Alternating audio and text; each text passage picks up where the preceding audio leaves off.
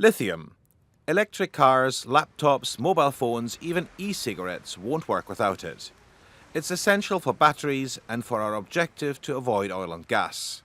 But where lithium has been found, it's contentious because of the impact that lithium mining has on the environment.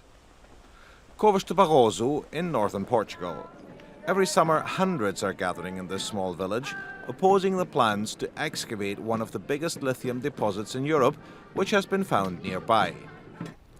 They have a special way of life in Cínovec de Barroso. Their traditional agriculture has received official recognition from the United Nations. Carlos Gonçalves has 500 beehives.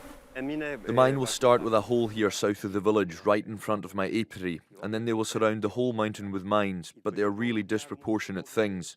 If you make that hole down there, all the water springs that are here in the region go there, and then we won't have any water up here anymore. There are quartz and feldspar mines here already, but the British company Savannah are looking at starting a lithium mine here too. Savannah came here with their diggers prospecting for lithium, but this is contested common grazing land, and the locals came here to put a stop to the works. After 7 months, they won the day. We requested an interview from Savannah, but nobody was available. I asked them by email if they would go ahead with the mine, even though the community seemed united in their opposition. They answered that this couldn't be true because some locals were already employed by them.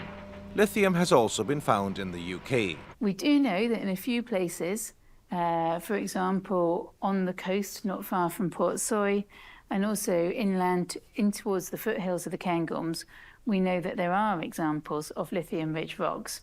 Cornwall is an old tin mining area, and of course there's also been a lot of China clay mining.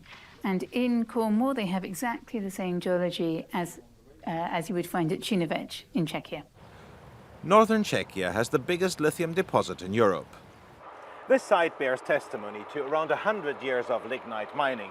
But in about a decade or so, they're planning on phasing it out with the loss of a large number of jobs. A lot of locals disagree with it just because of nature. The air pollution that used to be here will be back, and there will be devaluation of the house prices. Those resources should be used, yeah. I would like it to stay in the Czech Republic, to have Czech companies involved in it and for Czech citizens to get some revenue from it.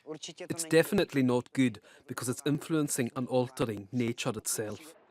With the global political situation being a bit difficult currently, some say it is important to develop the European lithium resource.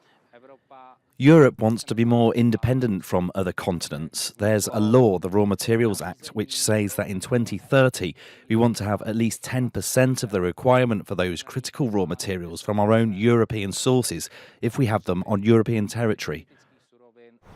It is expected that the global demand for lithium will increase tenfold by 2050.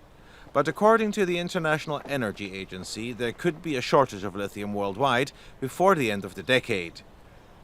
Recycling is expected to increase, but it seems likely that European governments will press ahead with their plans for lithium mines.